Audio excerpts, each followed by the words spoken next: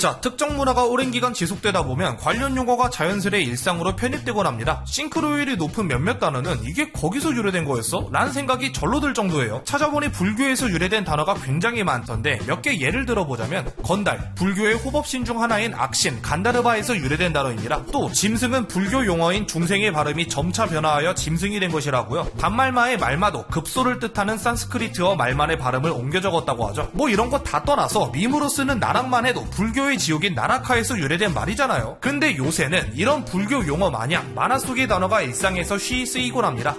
그건 네가 제가 개씹덕이라 그렇게 느끼는 거 아니냐고요? 근데 제가 지금 대본에다 은근슬쩍 만화 속 단어 하나 섞어놨는데 알아챈 분 있으신가요? 있으시다고요? 그건 네가 못 알아챈 분들은 제가 어떤 단어를 숨겨놓은 건지 직접 확인하시죠. 자, 오늘 알아볼 것은 일상에 스며든 만화 속 단어입니다.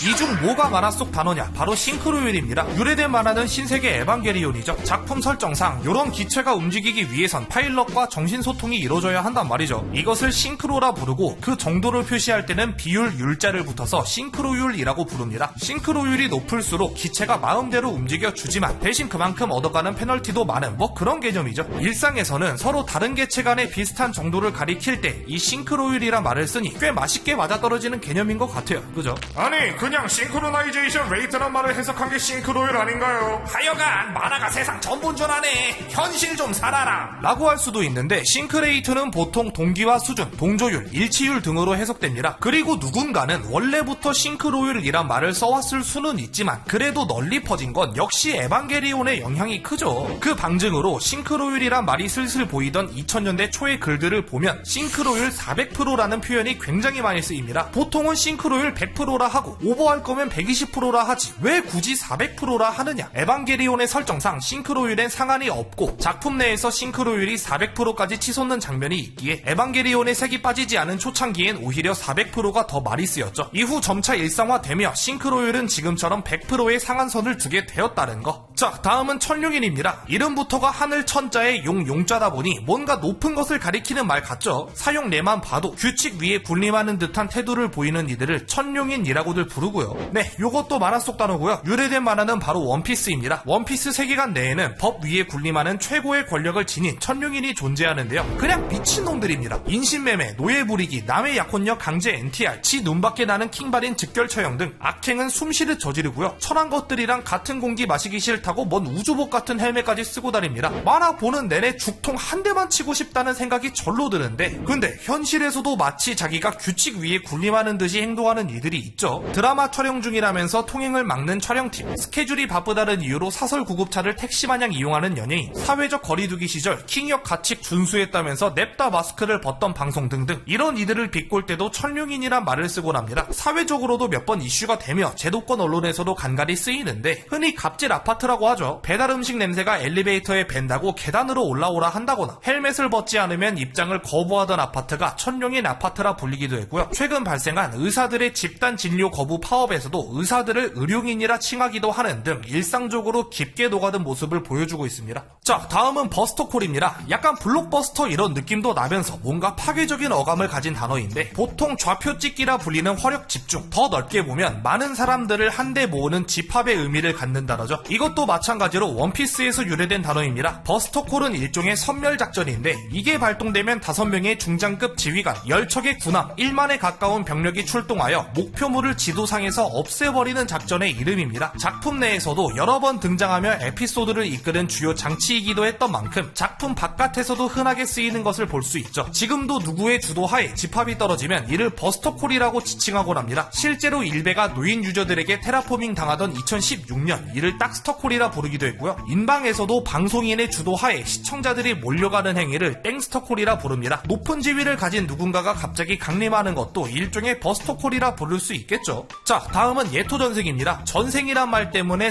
생명 정도의 느낌을 가진 것 같은데 그 말대로 예토전생은 부활이란 뜻을 가지고 있죠. 이건 나루토에서 유래된 단어입니다. 나루토에는 여러가지 술법이 있는데 그 중에는 사용이 금지된 금술도 있거든요. 예토전생도 그러한 금술 중 하나이며 그 효과는 살아있는 사람을 맞춰 죽은 자를 부활시키는 것입니다. 이 술법도 초반과 후반에 아주 임팩트 있게 등장하는 술법이죠. 작품 바깥에서도 부활과 거의 비슷하게 쓰이고는 있습니다만 누군가 주체가 되어 객체 자체를 부활시키는 경우엔 특히 예토전생이라 부르더라고요. 일찍이 퇴장했던 캐릭터가 다시 돌아오거나 망한 줄 알았던 게임이 부활 소식을 알리거나 은퇴했던 사람이 다시 복귀를 한다거나 등등 폭넓게 쓰이고 있습니다. 특히 요즘에는 AI 기술을 이용해서 이미 타계한 가수들의 목소리로 새로운 노래를 만들기도 하던데 이걸 예토전생에 빗대는 경우가 많더라고요. 자, 다음은 원기옥입니다. 큰 그림을 위해 계속해서 빌드업하는 것을 보통 원기옥 모으다라고 표현하죠. 유래가 된 만화는 드래곤볼입니다. 원기옥은 일종의 궁극기인데요. 주인공 손오공이 주변 사람들에게 원기를 나눠 발아서 거대한 구슬의 형태로 만들어내기에 이를 원기 플러스 옥이라고 부르는 겁니다. 준비 과정은 너무 까다롭지만 대신 확실한 결과를 보장하는 기술 원기옥. 뭐 현실에서 이런 경우 너무 많죠. 휴가 모아다가 찍턴을 한다거나 적금 모아다가 여행 한 방 빡세게 간다거나 뭐 게임으로 비유해도 흔히 왕기형 캐릭터들이 오랜 기간을 거쳐 고통받다가 나중에 당당하게 게임을 캐리하기도 하잖아요. 이런 것들이 원기옥에 비유되는 거죠. 자, 다음은 코토리 베이지입니다. 뭐 코발트 블루, 코랄 레드, 올리브 그린처럼 색깔의 이름이에요. 코발트 블루의 코발트는 광석의 한 종류고요. 코랄 레드의 코랄은 산호의 영문명이고요. 올리브 그린의 올리브는 우리가 아는 그 올리브고요. 코토리 베이지의 코토리는 러브라이브의 미나미 코토리입니다.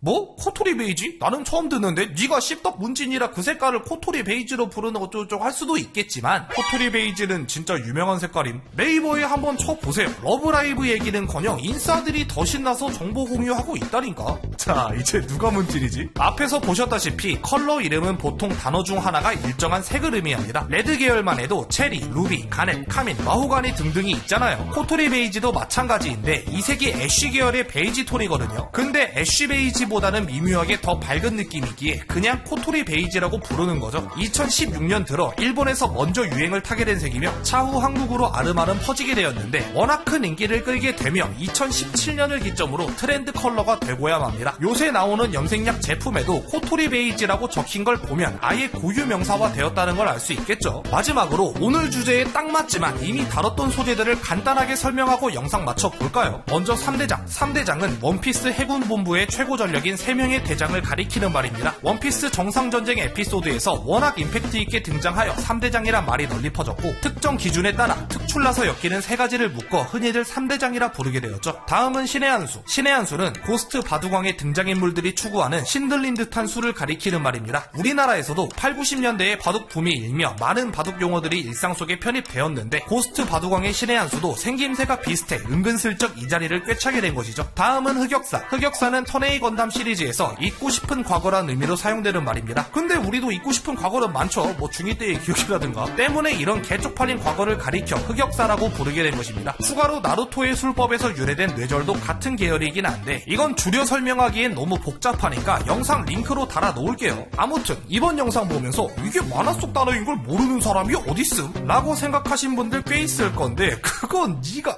조금만 검색해봐도 그게 만화에서 나온 말이었어? 라는 반응을 쉽게 찾아볼 수 있더라고요. 이 영상 보고 계신 분들 중에 오늘 나온 단어들이 만화에서 나온 말인지 몰랐던 분들이 있다면 저도 궁금하니 댓글로 한번 알려주시면 감사하겠습니다. 또 보죠.